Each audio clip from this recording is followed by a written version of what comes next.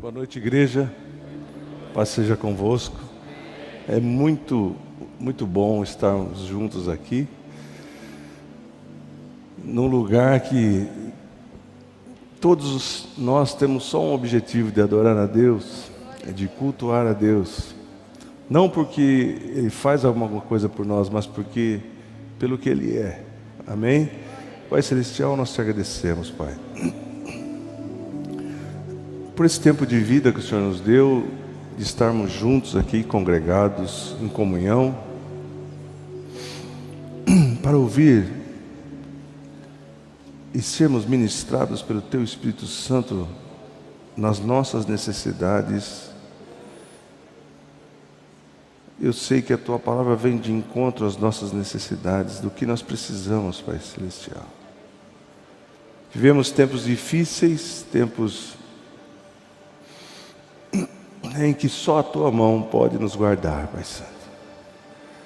Mas nós cremos nesse Deus que nunca falhou e nunca vai falhar, porque o Senhor é o mesmo Deus de ontem, de hoje e será eternamente. O mesmo Deus que esteve com Josafá é o mesmo Deus que está conosco hoje. O mesmo Deus que agiu de maneira impossível é o mesmo Deus que age de maneira impossível hoje, em relação à nossa saúde, em relação à nossa parte emocional, em relação à provisão da nossa família, do que precisamos. Fala conosco nessa noite. Queremos ouvir a Tua voz, em nome de Jesus. Amém. Pode assentar, queridos. Eu estou aqui pela misericórdia de Deus hoje. Eu fiquei esses dias de cama. Aí, pastor, a turma já pergunta, se tem alguma coisa? Não, uma gripe muito forte. Nós vamos orar também pelo Carlinhos, que não está bem, pela Cris, estão nos assistindo lá. Mas Deus vai guardar, né, irmãos? Como tem guardado. Deus tem grandes coisas para fazer através da nossa vida. Eu estava falando com a equipe hoje. O inimigo, ele tenta vir de encontro àqueles que estão na linha de frente. Mas as portas do inferno não vão prevalecer contra a igreja. A igreja é resistência, a igreja vai para cima, a igreja não tem rota de fuga, a igreja tem rota de avanço. Amém? Então Deus vai nos dando força. Hoje eu levantei da cama pela misericórdia de Deus. Mas eu cheguei aqui e senti um renovo, irmãos. Senti uma graça de Deus na minha vida. E eu lembro que a minha mãe falava a mesma coisa. Quantas vezes ela foi para a igreja com dor de cabeça, sentindo mal, e subia no púlpito e sentia um renovo do céu. E a gente sente. E nós vamos em frente pela misericórdia de Deus, em nome de Jesus. Amém?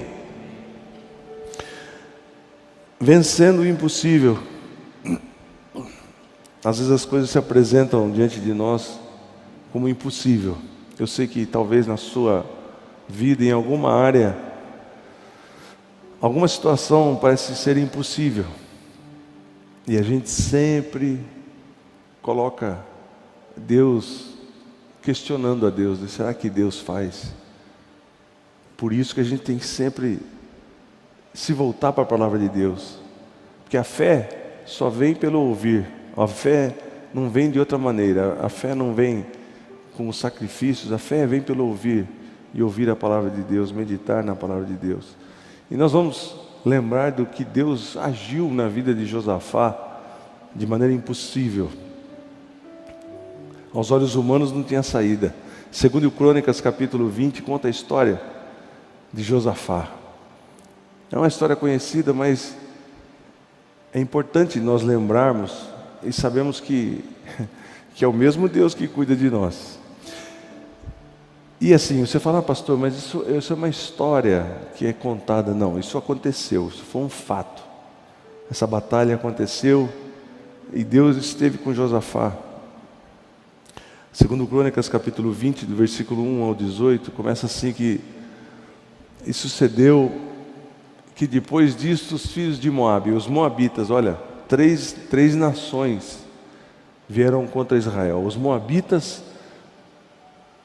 os os filhos de Amon, os amonitas, e com eles outros dos amonitas vieram à peleja contra Josafá. Então vieram três nações. Essa versão não está dizendo de um outro povoado que vivia nas montanhas, que se juntou contra Israel.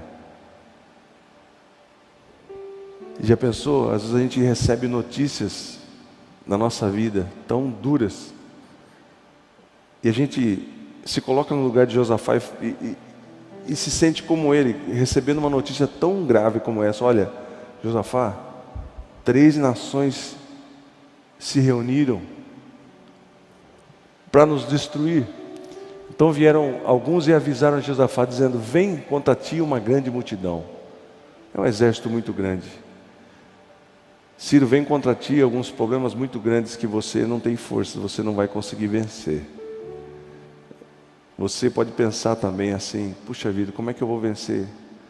Às vezes a gente vê pessoas muito próximas a nós vivendo esse período de doença, e a gente fala: como é que Deus vai me guardar de uma multidão de vírus que está circundando a gente, e a gente não tem como se proteger? Não tem, irmãos. O mais que você faça é só a misericórdia de Deus. E eles avisaram a Josafá: olha, vem uma grande multidão da além do mar. Eles já estavam no território de Israel e da Síria. Eles que já estão em Azazon Tamar, que é em En-Gedi. Na verdade, eles já estavam no território de Israel e só faltava atravessar o rio Jordão para chegar até Jerusalém. Então Josafá temeu. E nós temos medo. A gente tem medo, pastor, mas quem é de Deus não tem medo. Nós sentimos, porque nós somos humanos. E a palavra de Deus diz várias vezes para mim e para você: não temas, não temas. Jesus disse: não temas, não temas. Por quê? Porque o temor é um espírito. Existe um espírito de temor que vem invadir nossa mente. E quando nós não temos a proteção da palavra de Deus, a gente sucumbe. E eu vi relatos de pessoas que nos escrevem dizendo: olha, eu estou a ponto de tirar minha vida, mas eu estou ouvindo a palavra de Deus, isso tem refrigerado a minha alma, porque a fé vem pelo ouvir. Outras pessoas que têm parentes próximos que tiraram a sua vida, a pessoa fica sem rumo. Hoje, as pessoas estão muito vulneráveis. Nós estamos num momento de vulnerabilidade, porque cada notícia que vem tira o nosso horizonte. E Josafá se sentiu assim. Josafá ficou com muito medo. Sabe uma pessoa que sentiu medo também? E o próprio Espírito Santo disse para Tiago, no capítulo 5, versículo 17, dizer sobre Elias. Por quê? Porque a gente vê Elias era um homem que mandava vir fogo do céu, o fogo vinha e consumia, irmãos. O rei falou assim: ó, vai lá, pega um batalhão de soldados e busca Elias.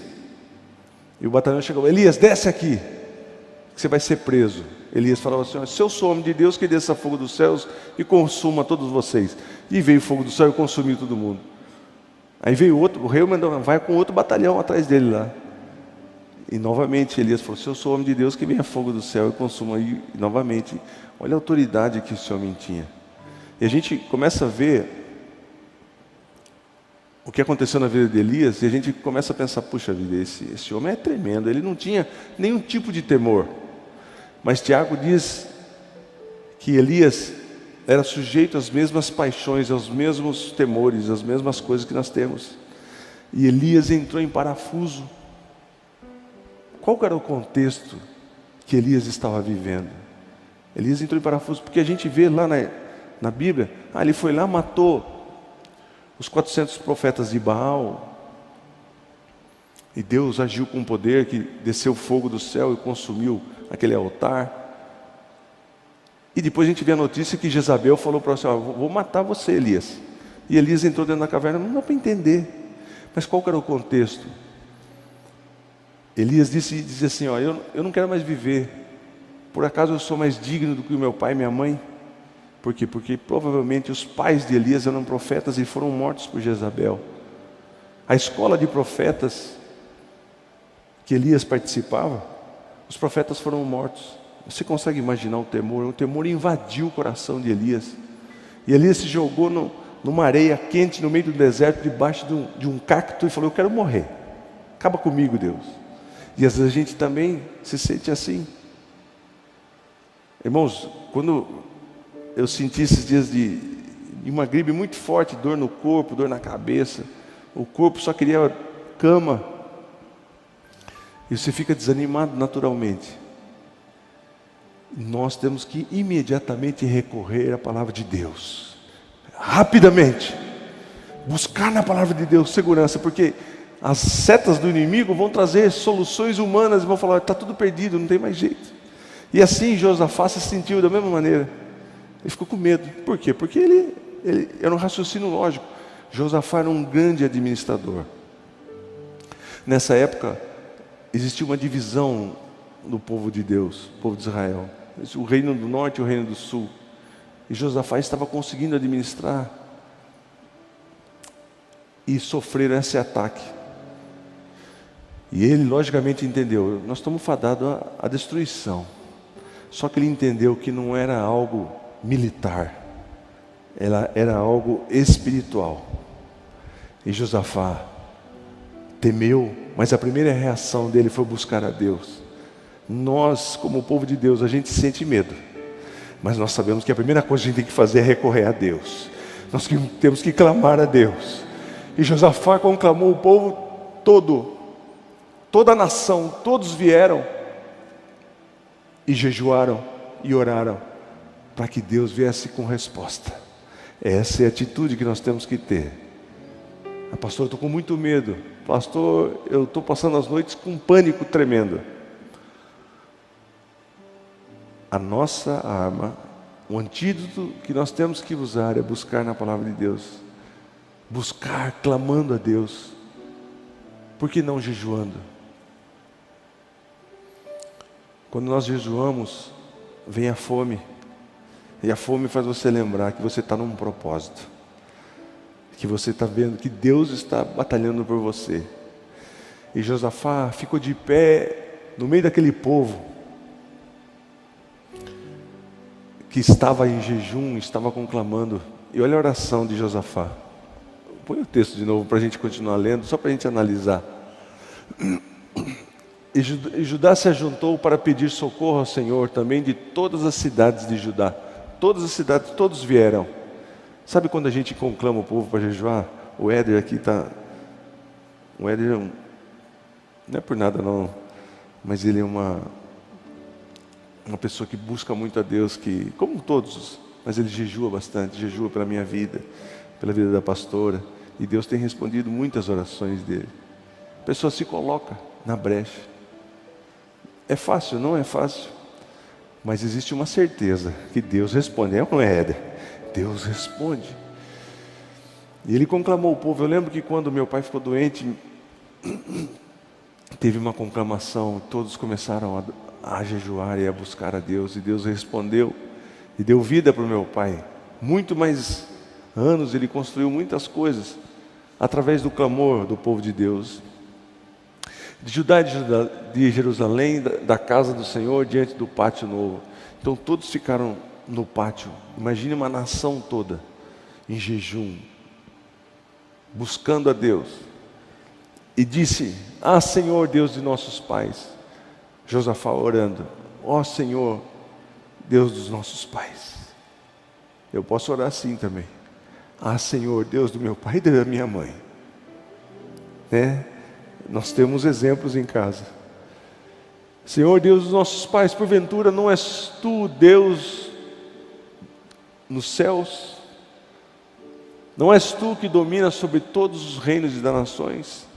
Josafá tinha consciência que existia um Deus que estava no controle de todas as coisas. E nós precisamos também ter consciência de que Deus sempre está no controle, irmãos. Mas o perigo está iminente, não tem como a gente se safar disso. Mas Josafá, lembrando, trazendo a memória dele e do povo, que Deus estava no controle, domina sobre todos os reinos das nações, Na tua mão há força e potência, não existe poder que se compare ao teu poder.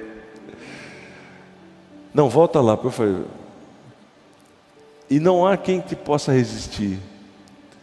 O 7. E disse: porventura, ó nosso Deus, não lançaste fora os moradores dessa terra de diante do teu povo de Israel, e não deste para sempre a descendência de Abraão, teu amigo? Estava lembrando que aquela terra tinha sido prometida ao povo de Israel. E habitaram nela, edificaram nela um santuário ao teu nome, dizendo: se algum mal nos sobreviver, espada, juízo, peste ou fome, nós nos apresentaremos diante dessa casa e diante de ti, pois teu nome está nessa casa, e clamaremos a ti na nossa angústia, e tu nos ouvirás e nos livrarás. Esse templo era o templo que Salomão tinha feito. Ele fala, esse lugar aqui, ó, em Jerusalém, é o lugar que nós colocamos para adorar o teu nome. Por isso que nós também viemos aqui na casa de Deus. Não é que é um templo local, não, mas é que aqui se congrega a eclésia, a igreja do Senhor Jesus, os amados irmãos. Então, quando nós estamos aqui em comunhão, o Espírito Santo se move no nosso meio. E ele estava lembrando do que aquele local tinha sido feito, um local específico de adoração, e que existia uma promessa de que todas as vezes que eles estivessem ali, Deus ia guardá-los. Agora, pois, eis que os filhos de Amon e de Moabe e os das montanhas de Seir, pelos quais não permitisse passar a Israel quando vinha da terra do Egito, mas deles se desviaram e não os destruíram.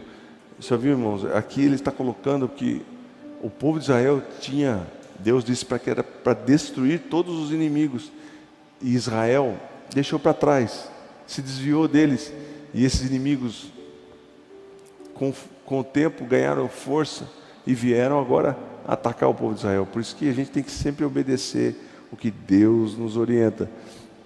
E o povo de Israel foi relapso nessa questão e estava pagando um preço. Eis que nos dão o pago vindo a lançar-nos fora da tua herança e nos fizesse herdar. Ah, nosso Deus, porventura não o julgarás, porque em nós não há força. Você já se sentiu fraco?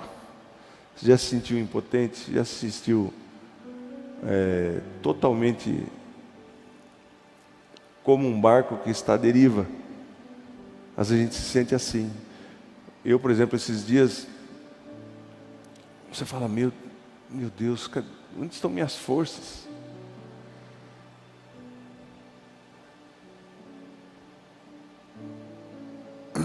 Mas a nossa força está em Deus. Você sabia que Deus revigora a sua força, a minha força? E Josafá estava assim também. E nós não há força, nós não temos força nenhuma perante essa grande multidão que vem contra nós, e não sabemos o que faremos. Porém, os nossos olhos estão postos em Ti.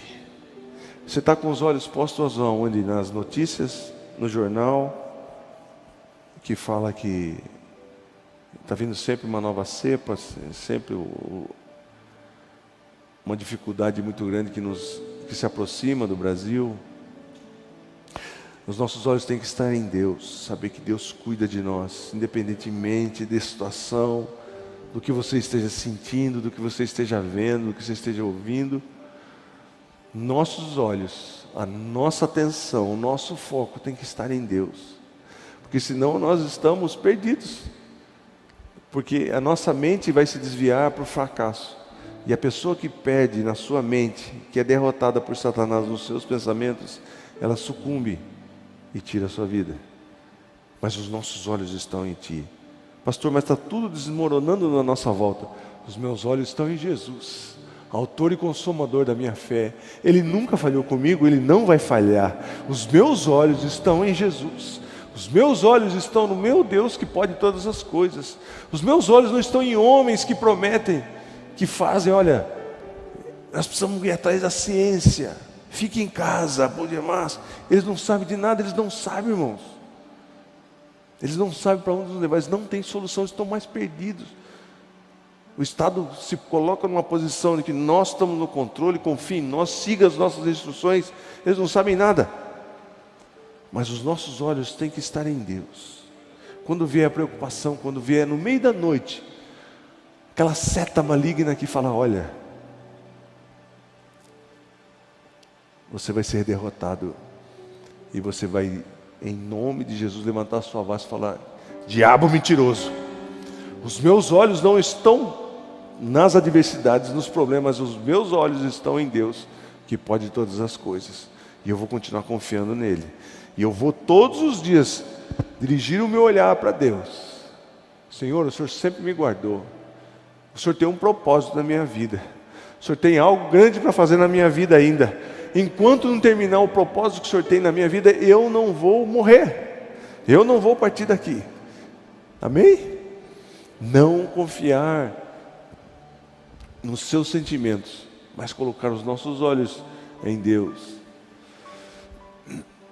E todo Judá estava em pé perante o Senhor, como também as suas crianças e as suas mulheres e os seus filhos. Então veio o Espírito Santo do Senhor, aleluia, que é o Espírito Santo que está ministrando na sua vida aqui. Se você veio aqui com temor, se você veio com espírito de temor, se você veio fraco emocionalmente, o mesmo Deus que agiu com Josafá e com o povo de Israel vai agir com você agora.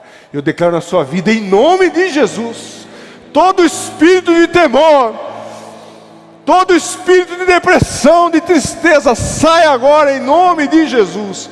Para quem estiver aqui, para quem estiver nos ouvindo pela internet, nós declaramos em nome de Jesus que a paz do Espírito Santo de Deus vai invadir os corações das pessoas agora, em nome de Jesus, e elas vão ter uma noite de repouso como elas nunca tiveram antes.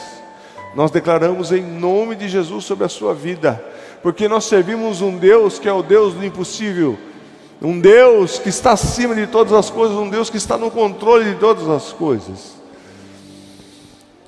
Então veio o Espírito do Senhor no meio da congregação sobre Jaziel, filho de Zacarias, filho de Benaia, filho de Jeiel, filho de Matanias, levita, dos filhos de Asaf, e disse: dai ouvidos toda Judá, e vós moradores de Jerusalém, e tu, ó rei Josafá, assim o Senhor vos diz: não temais, nem vos assusteis.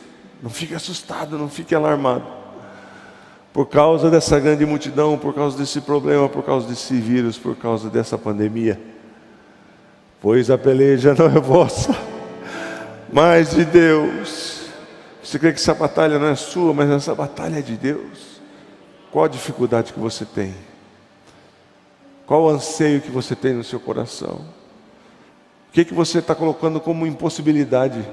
E você diz para você mesmo, isso é impossível, isso nunca vai acontecer, porque olha a minha situação, olha as condições que eu tenho. E Josafá olhava para si, olhava para o seu exército e falou: não temos condição nenhuma.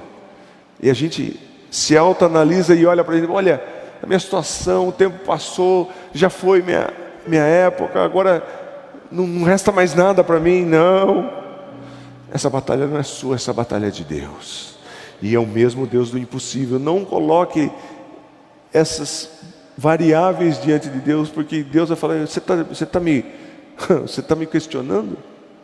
Eu vou dar a condição. Moisés, você vai guiar o povo de Israel, vai tirar da escravidão.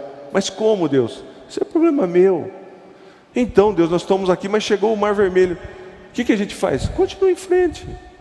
Você não tem que fazer nada, isso é problema meu. Então, mas Deus, mas nós vamos andar no deserto, o sol castigante vai matar essa multidão. Nós estamos não sei quantos milhões de pessoas aqui, não vamos aguentar o sol. Então, mas é problema meu, eu vou colocar uma nuvem em cima de você que vai te proteger e vai te dar a temperatura ideal para você. Quanto você quer? 22,5, 22, quanto você quer?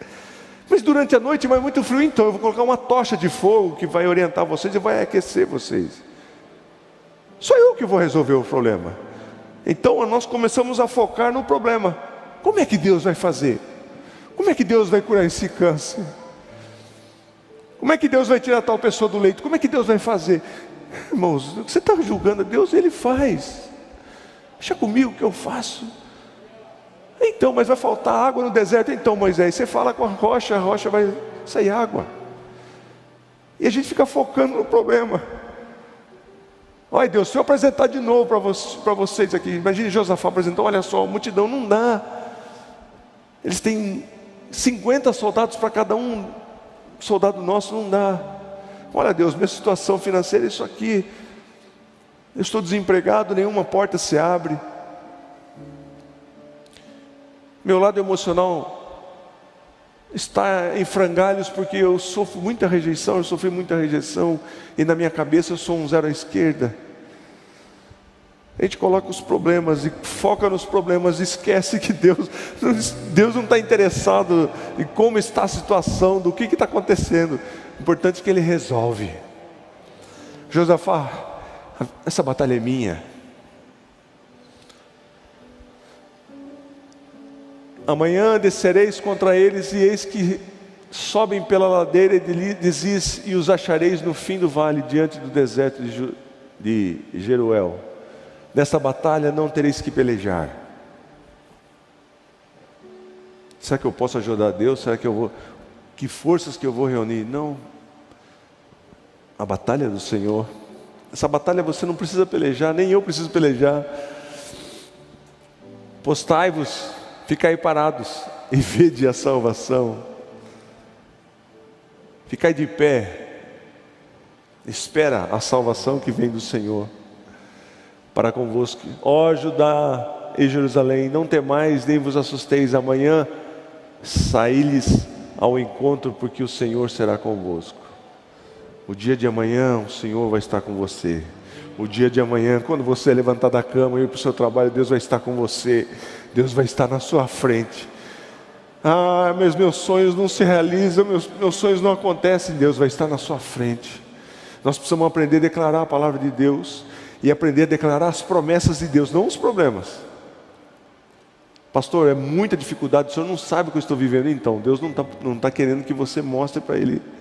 Deus quer que você coloque os olhos nele e comece a declarar as promessas. Quais as promessas que Deus tem para você? Eu nunca te deixarei, eu sempre estarei contigo. Quais as promessas que Deus tem para nós?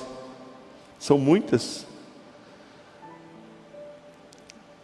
Aquietai-vos e sabei que eu sou Deus. Fique em paz. Você vai saber com quem você está lidando. Você vai saber que Deus não é Deus de brincadeira. Que Deus é um Deus do impossível, que não existe dificuldade. Ah, pastor, mas o médico falou. Então o médico falou, só que Deus não está preocupado com o que o médico falou. Deus está acima do que o médico falou. Continuando. Então Josafá se prostrou com o rosto em terra, e todo Judá e os moradores de Jerusalém que buscaram a Deus e se lançaram perante o Senhor, adorando ao Senhor. Continuando. Bom, essa foi o último. Então o que acontece? Se a gente for ler o texto até o final, resultado: eles saíram, eles colocaram os levitas na frente do exército, e os levitas começaram a adorar a Deus em alta voz. É isso que nós temos que fazer. Você sabe que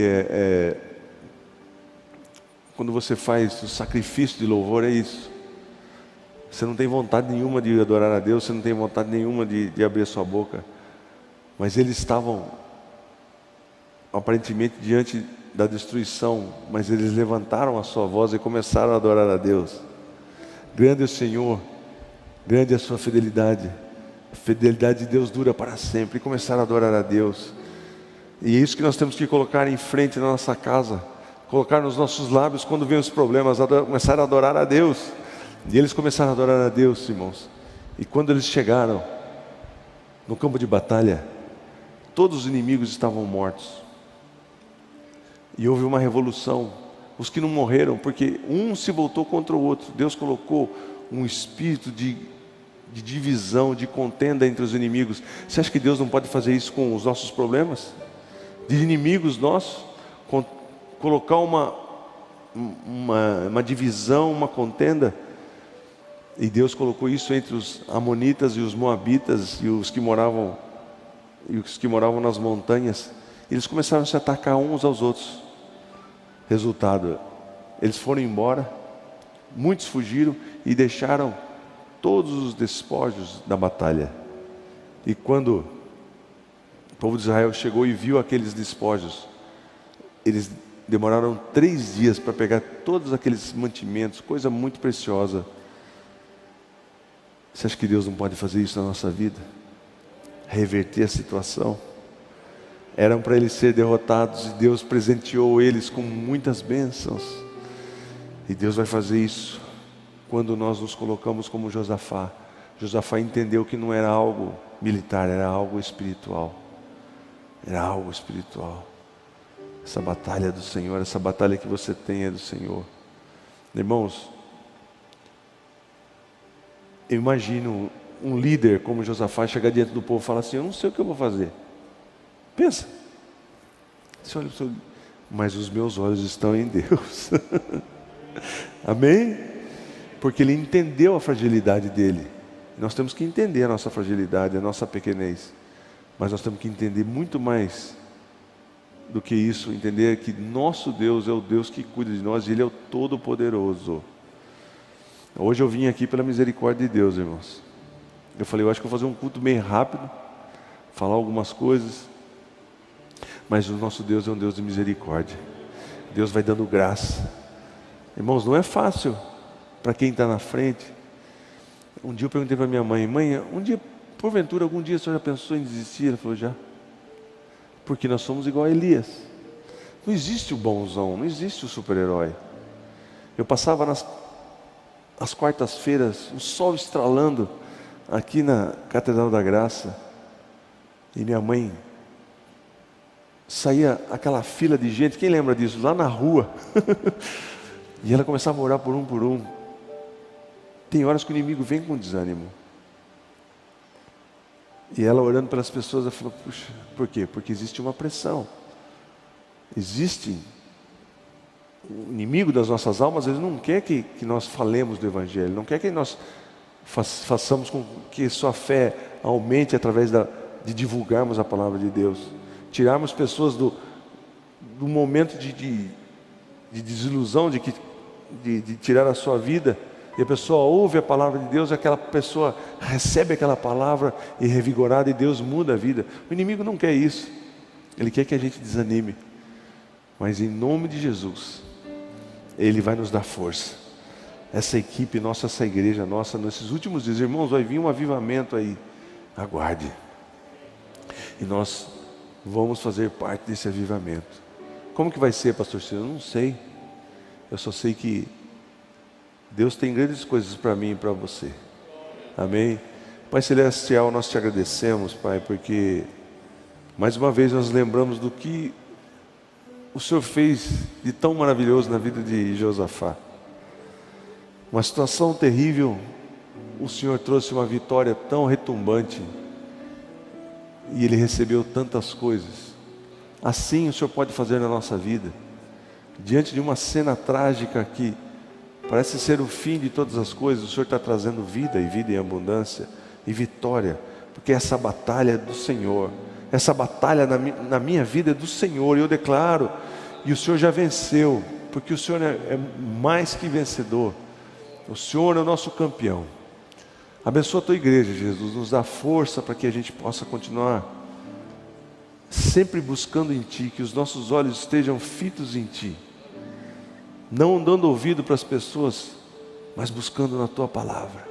O mesmo Deus que foi com Josafá é o Deus que vai estar comigo. O mesmo Deus que realizou aquele milagre e desbaratou os inimigos é o mesmo Deus que está comigo. Não tem problema, não tem dificuldade, não tem doença, não tem falta de condições que se compare ao poder que o meu Deus tem. E esse Deus está comigo. Esse Deus falou que Ele me ama, e esse Deus me reconhece como filho. E esse Deus que lá na cruz do Calvário foi toda a maldição sobre Ele, por causa da minha vida, por causa da vida de todos aqui. Tanto é que Deus Pai virou o rosto para Jesus, e Jesus disse: Deus meu, por que me abandonaste? Mas foi por causa do Ciro, foi por causa de todos que estão aqui, foi por causa de você que está ouvindo. Ele se fez maldição, para que nós fôssemos abençoados, para que nós fôssemos benditos. Você é bendito, você é abençoado, você é rico, você é forte, você é saudável, porque Jesus já conquistou tudo ali na cruz do Calvário, por você e por mim. Não podemos esquecer disso. Por isso te damos graças, Pai. Entendemos que a vitória ali na cruz do Calvário foi retumbante e para sempre. E tudo foi consumado através do sacrifício de Jesus. Abençoa cada vida, abençoa cada família, abençoa o que está fraco, abençoa o que está doente, Jesus.